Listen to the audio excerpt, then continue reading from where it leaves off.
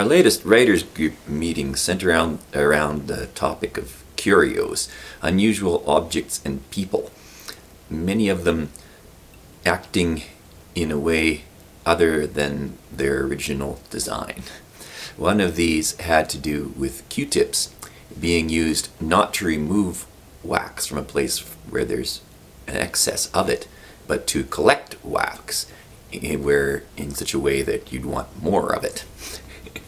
There is also, because we had as prompts a selection of museum photos and art objects, a discussion about dreams, the dream state, and dream catchers, which I'm sort of symbolizing a dream catcher here.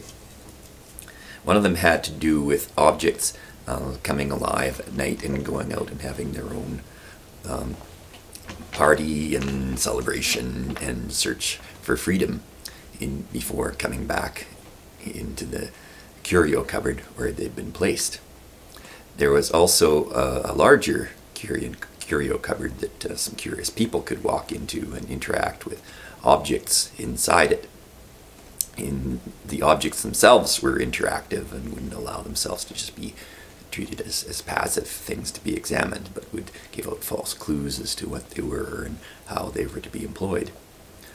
There was also, in the field of curiosities, a tribe of people who might be considered a curiosity and were being studied by an anthropologist, but decided that they wouldn't just be allowed to be observed, but would make up a false story of what their culture really was to impart to the anthropologist. I also stumbled once again on the topic of the traveling vibrator from an earlier video of mine that I found on the street and then that later got stolen from my place. And this was incorporated into a story where instead of the pink vibrator being used by a woman, it was being used by a man, and he was made to toss it out onto the street where it got picked up by someone else. And we found out that the possible cause of finding it on the street was that women in shelters are encouraged to use vibrators so that they don't pick up a disease during their time in the shelter. And then this conjured up this image of me like it being an object of Lourdes, like at Lourdes, the French shrine where people get miraculously healed and then throw away their crutches when they're done. Oh, when you get out of the shelter, you don't necessarily need to use your vibrator anymore. Maybe just throw it away. I don't know.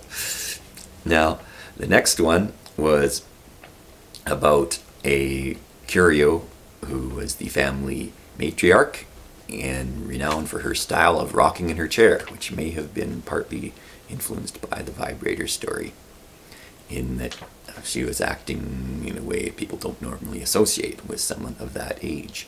There was also a case of audiovisual equipment that would not record the image that it was pointed at. It would instead film something else. So it would be self-editing and deciding what was really worth filming on its own.